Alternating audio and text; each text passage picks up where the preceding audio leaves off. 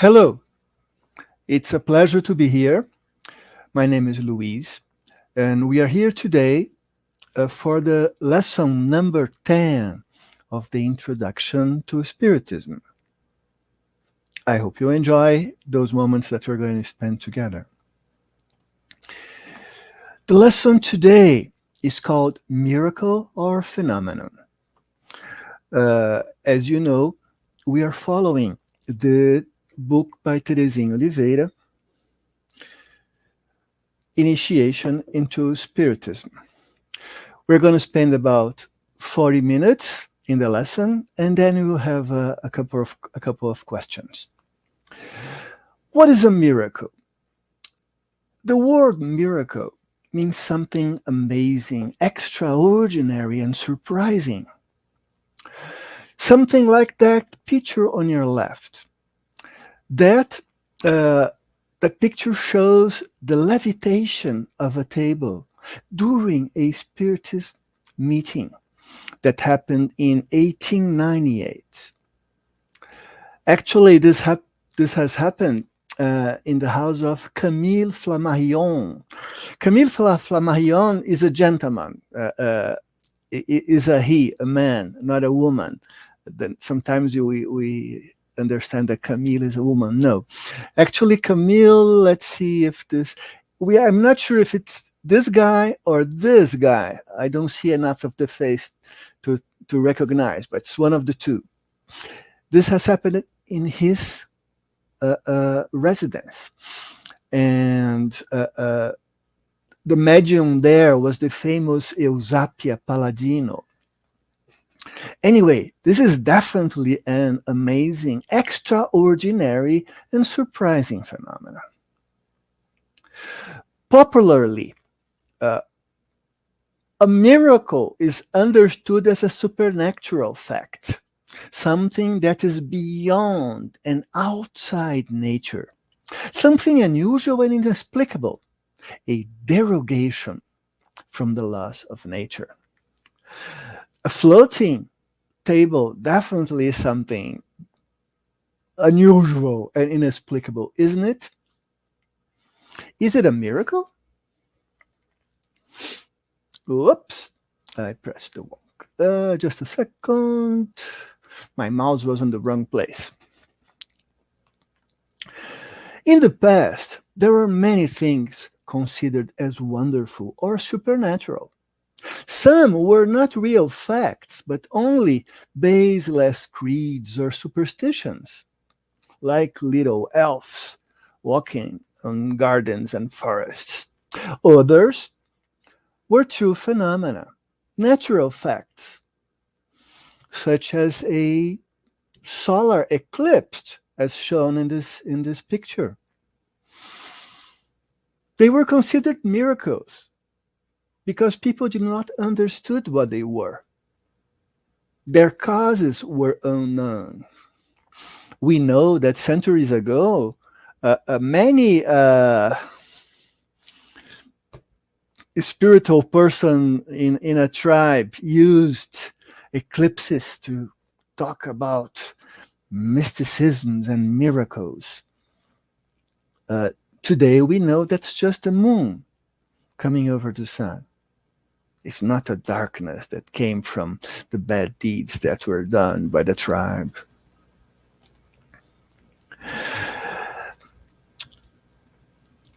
Spiritism explains miracles in a different way. With the progress of human knowledge, the marvelous and supernatural, that universe became smaller. Science, such as astronomy, that explains to us the solar eclipses, they show us that through the laws of gravity and the orbits, this happens. But also, Spiritism explains miracles to us. The same Spirit that reveals and demonstrates to us the existence of spirits, how the spirits act upon fluids, and also how certain phenomena happens as effects of a spiritual cause. They're not miracles, they are part of nature. This picture on the left, by instance, is a case of materialization. Actually, that's the spirit of Cathy King. That's one of the left, of course, that actually materialized in full size just besides the medium Sir William Crookes. Obviously, this has happened in England, I believe around the 1900s. So, is it a miracle? No, it's a phenomena that Spiritism explains, a phenomena that has spiritual causes. The cures performed by Jesus, for example, were considered miracles at that time by the people, in the sense that they were an amazing thing, a prodigy. Nowadays, Spiritism clarifies that healing phenomena occur through fluidic action, transmission of energies, and intervention in the perispirit, and allow us to examine and understand the cures performed by mediums, spiritists or not, or by persons endowed with excellent magnetism. I have to make a parenthesis here because there's a lot of things in this paragraph and a lot of words. Fluidic action has to do with fluids. And as always in Spiritism, we must be careful with the words because Spiritism uses words for historical reason with a meaning that is different from our everyday life. Fluid, for instance, today we understand as either a gas or a liquid, something that flows.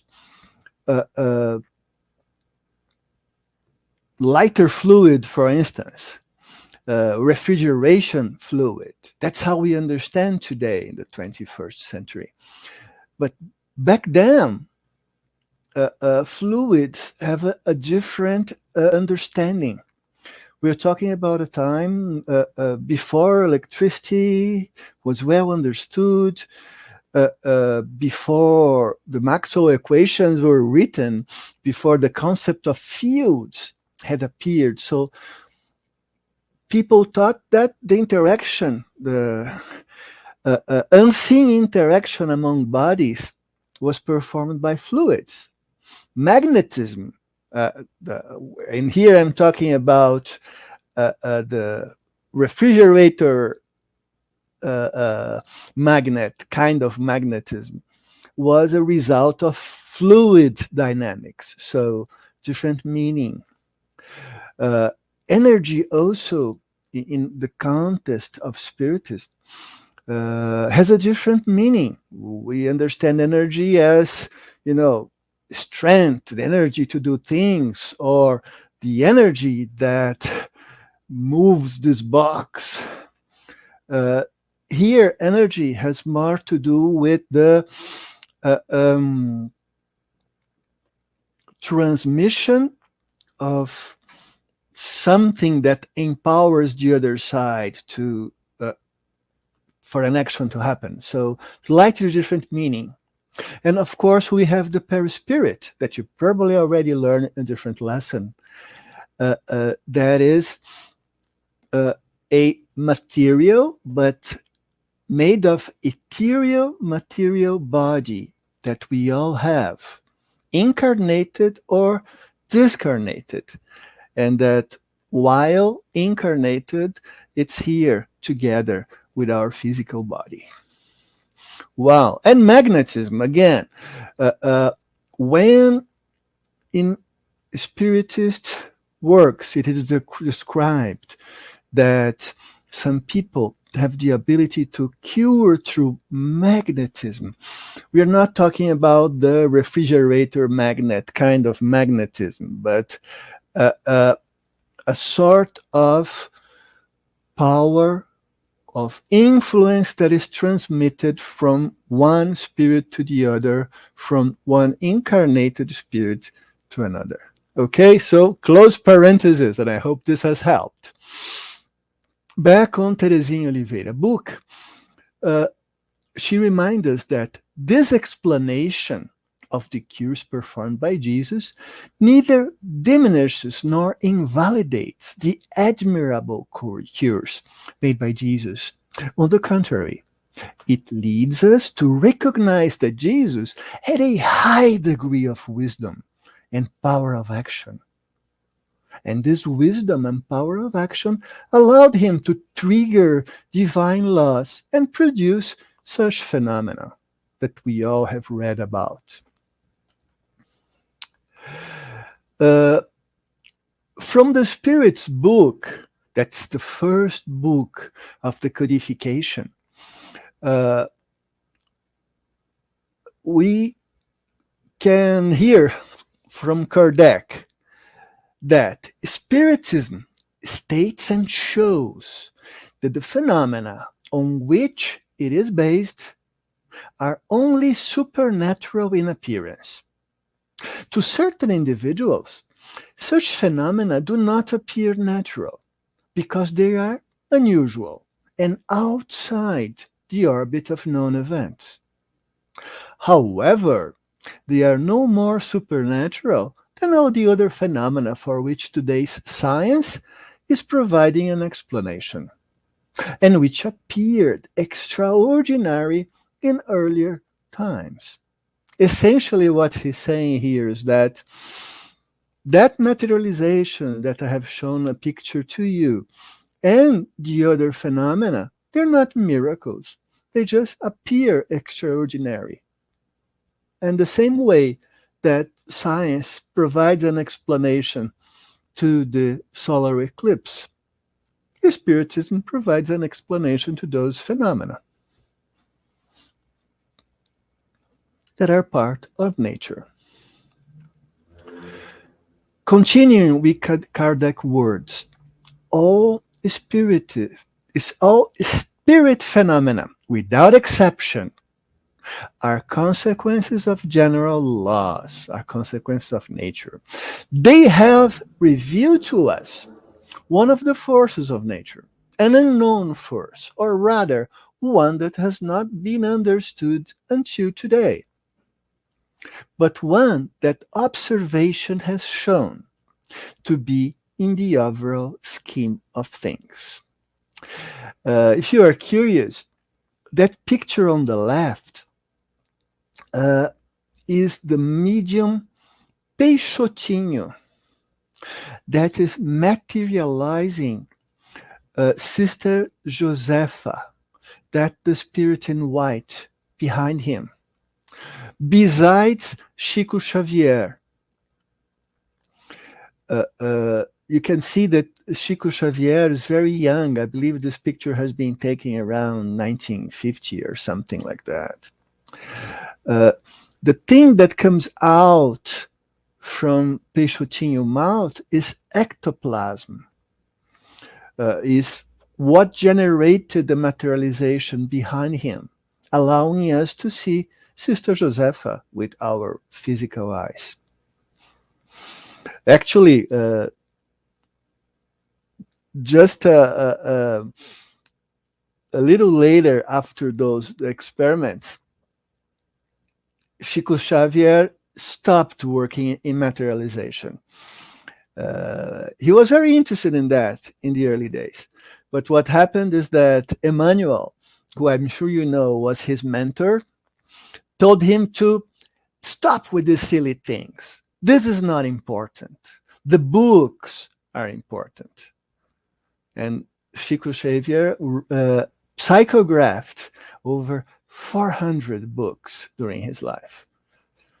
He's one of the mediums that we must thank every day for the huge contribution that he gave us by transmitting and publishing in books the thoughts of those spirits that had the will and patience to share a little bit about their lives while in the ethereal spirit, while being ethereal spirits, meaning not incarnated. This way, we know so much more today about life out there. Anyway, summing up, facts taken as miracles are nothing but phenomena. These phenomena are within the natural laws and are effects whose cause escapes the reasoning of average people. But they are phenomena, they are not miracles. They can occur whenever some necessary factors are combined. If there are things that seem inexplicable to us, it's because our current level of evolution does not allow us to understand this phenomena. However, everything that happens is always within natural laws. If you are curious, this image in the left is of a medium. We call them, I lost the word in English, but they came, this is one of the mediums that came before Spiritism. Daniel Douglas Home. This image comes from around 1830. So before Kardec wrote the codification. It's showing, he levitating very, very high in the second story of a building, maybe third story of a building. And this is real. This actually happened. This particular medium had a very favorable aspect of his mediunity towards physical effects. You will probably learn in a lesson that we have mediums of physical effects, of intelligent effects, etc. Daniel Douglas Home did a lot of things in using his mediunity for physical effects, including levitation. He also materialized the spirits, but this is a levitation thing. It's unbelievable. Can you imagine what people thought seeing this in the 1800s? And mediunity is not something that has to do only with Spiritism. Mediunity is part of us humans. And it probably has been happening with us humans for ages, for thousands, if not tens of thousands of years. So can you imagine thousands of years ago, a medium doing stuff like that? It's understandable that they thought it was a miracle. And thankfully, Daniel Douglas Home was not alive during the Middle Ages, because he would be a very good candidate for the cleansing fire. Oh well. It's good that we are also not in the Middle Ages, so that we can study this and better understand the nature of the universe. But let's go on. Spiritism places within our reach many spiritual resources with which it becomes possible to trigger certain natural laws and produce some phenomena which help our neighbors and ourselves. But we should not seek Spiritism only to obtain instant cure of our physical or spiritual ailments.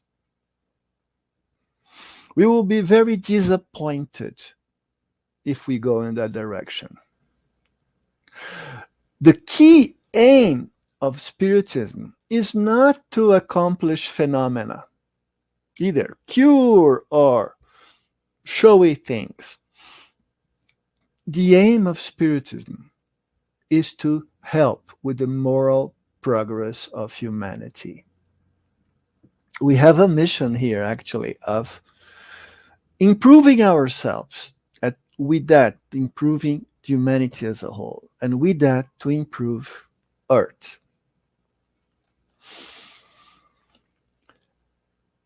The greatest miracle that Spiritism performs is not to take problems and pains out of our way. It is to explain to us the reason of things and to teach us how to improve ourselves so that we can generate good and happy results for us and the others. It is to prevent and solve spiritual problems, provided we employ our will and effort to do good deeds. We can, by using our free will and our ability to learn, to actually prevent spiritual problems. But the only way to do this is by learning and by using our free will to improve ourselves. Also, Spiritists aim to help us to endure those things that we cannot change for the time being. They are probably atonement or trial for our immortal souls, but are things that we cannot change in this incarnation. So we have to understand and endure it. And this is something that Spiritism teaches us and help us to do. Jesus performed extraordinary things due to his great spiritual evolution.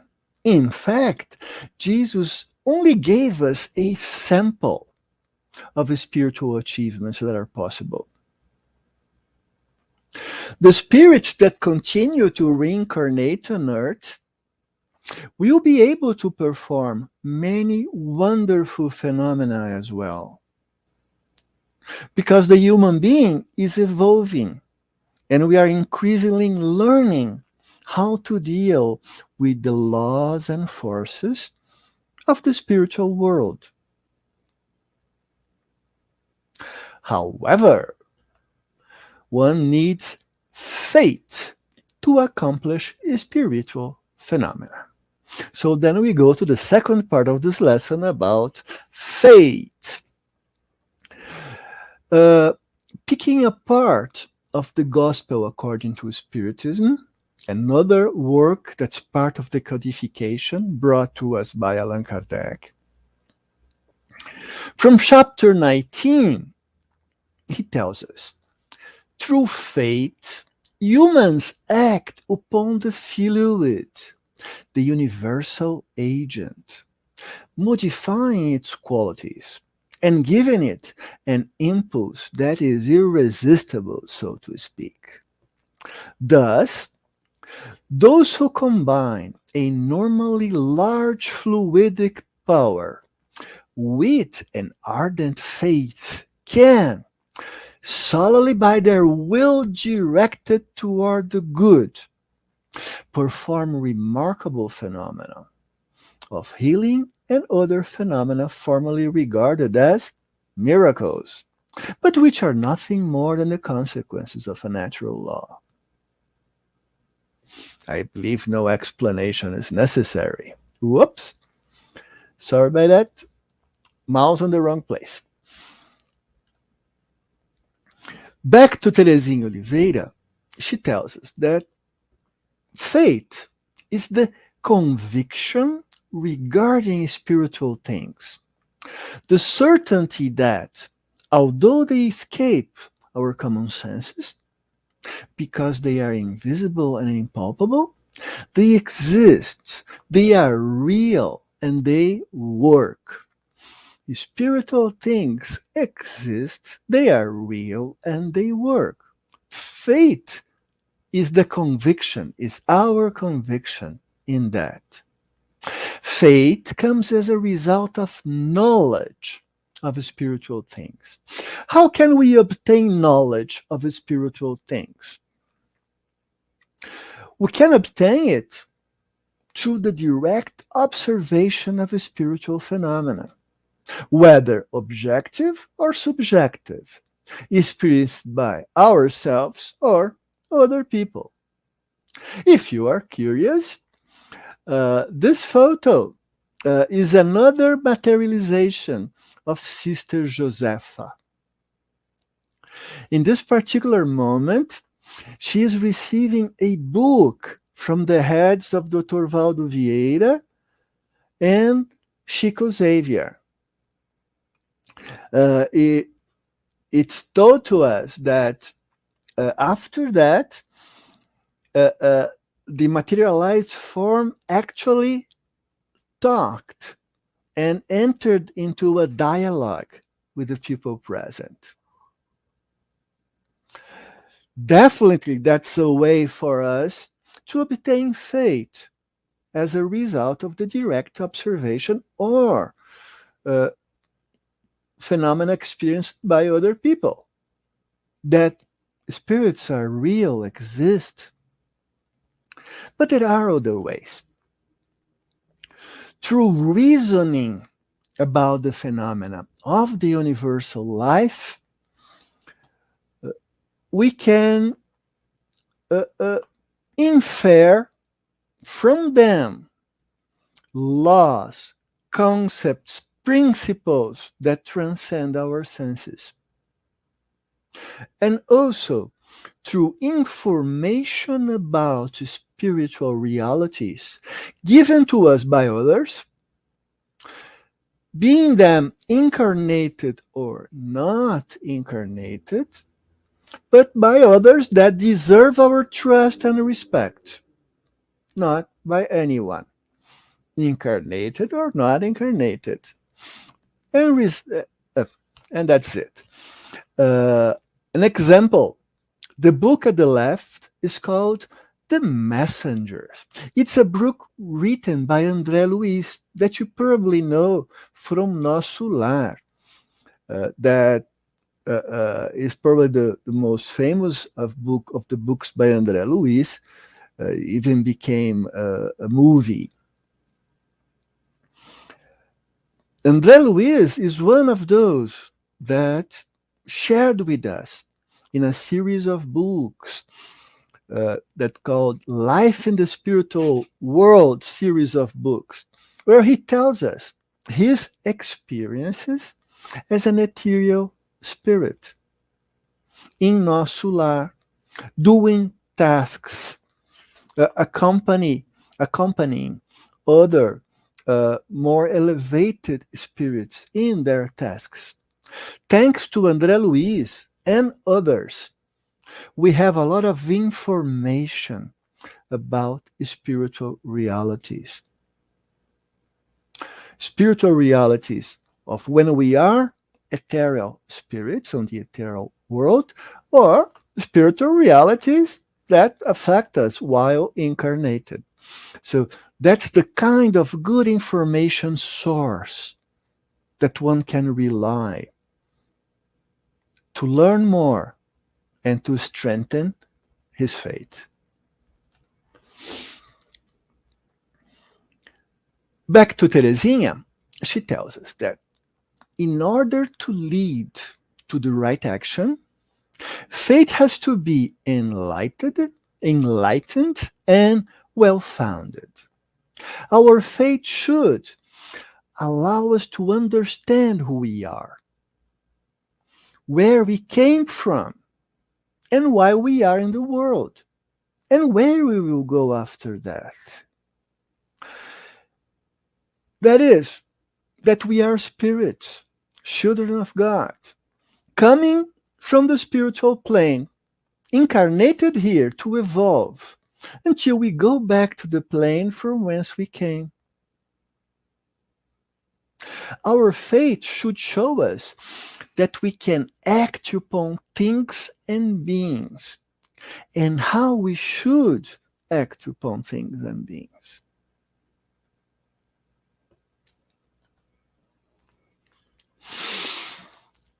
Faith should motivate us to do good, as it is the only good way for each and every one of us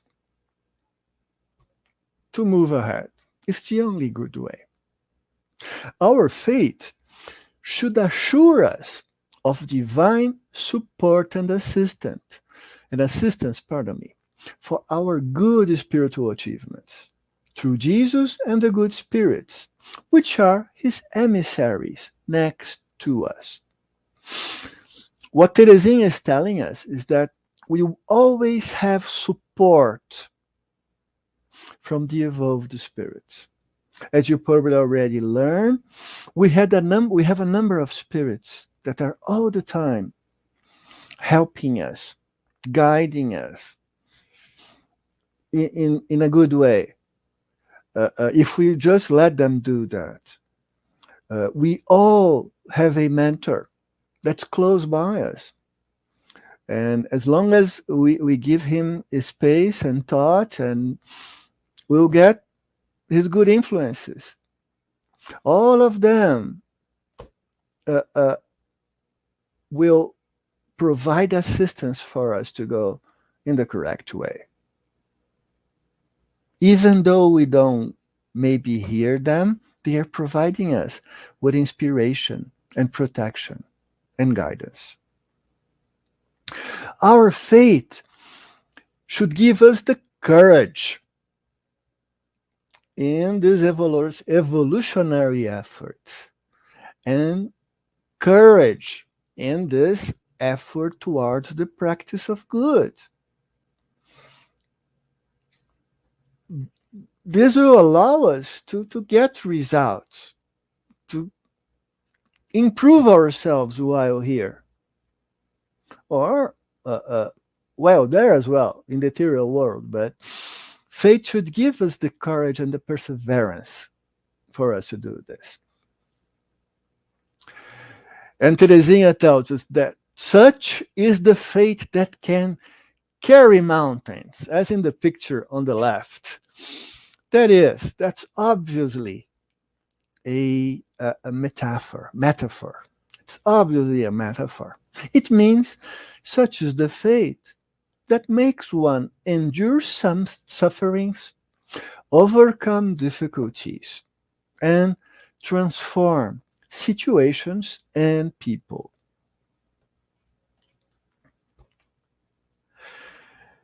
We already have some faith.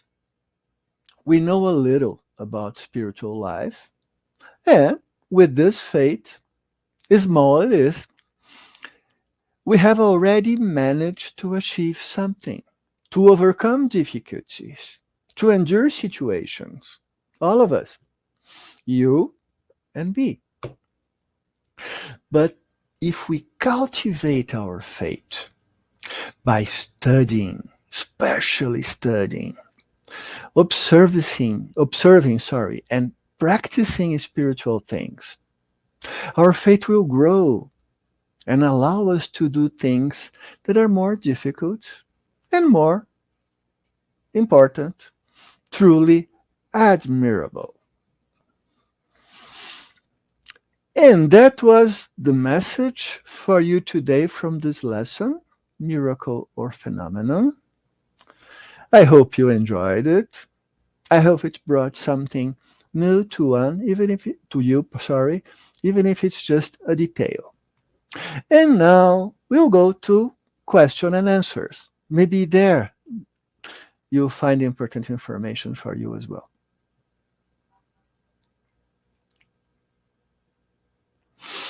We have questions. Question is, why we only see references to materialization phenomena from past centuries? That's a very good question. It will probably require a long answer. Anyway, phenomena has been happening in the world for tens of millennia, as we have already said. Specifically, in the 1800s, a group of spirits decided to share their view of the world, of the universe, actually, with us, led by the Spirit of Truth. They started to using mediums that were fluent to do physical phenomena to attract our attention. That's the case of the Fox sisters. You probably have heard of them, who could hear knocks on the house. That when the physical phenomena came about, the levitation of tables, the intelligence boards that started with yes or no, and eventually using letters gave us answers, gave people answers that allow others to say, well, there is something intelligent providing those answers. And eventually it was learned actually, that those who were giving those answers were spirits. And that the spirits were no other than ourselves while discarnated. So, materialization phenomena, or physic phenomena as a whole, was very important at the beginning of the Spiritism, and was performed by spirits to gather our attention. And actually, they were very proficient on doing that, if I might say so.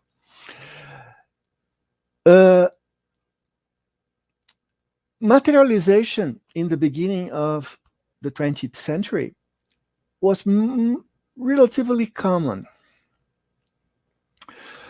But two things happened. First, it was not necessary anymore to bring attention to people. The core of Spiritism became teaching people. It's so much important that we learn, that we see something materializing. And there's a second reason. There is risk for the medium. We learned that the medium is under an actually physical risk. His physical body is at risk during a materialization experience. If people touch the ectoplasma, or if other perturbations occur, this might actually do damage to the medium. So it's not something that is performed today, not in the Spiritist environment. There are actually mediums who do it today, but only in the realm of mediumistic feats, unrelated to Spiritism. As you know, as we have mentioned, mediunity is part of humankind, so it's there, either if the person is Spiritist or any other religion or non-religion. But inside Spiritism today, yes, you're correct. Materialization is very seldom done because there's no objective to do it, and it represents a risk to whoever is doing it. I believe I have answered it. Is there another question? Haha. Question is, in Spiritism, fate seems to have a different meaning from other religions. Is that so? Well, yes, that's true. Most religions, they bring with them a number of postulates, of things that have to be accepted. We are asked to have blind faith by most religions. And the meaning of faith is many times associated with this, with blind faith. You should blindly believe that so-and-so. A few centuries ago, you were asked by one religion that we should blindly believe that by buying a document called an indulgence statement or indulgence letter, I don't know, an indulgence, we would be absolved of all our sins and wrongdoings, either already made or that we were to make in our lives. So you would be guaranteed the realm of heaven. Come on, guys, that's blind faith. We were being asked to blindly believe that. In Spiritism, faith is something different. Sometimes we use the expression reasoned faith. A Spiritist should have reasoned faith. Reasoned faith. A faith that's the result of our reason. We should, I'm looking at the watch here. We should learn as much as we can. And from what we learn and reason, build our model of the universe. And our belief, our faith should be based on that model of the universe that we have built with our reasoning, based on our knowledge. Kardec has a phrase or a statement. I forget what it's from. I should have a reference here for you. It says something like, we learn, and from that we build knowledge, and reasoning about that, we have a certainty, an almost mathematical certainty of the spiritual things. This almost mathematical certainty is the kind of reasoned faith that Spiritism talks about. Any other questions? Haha! Good question.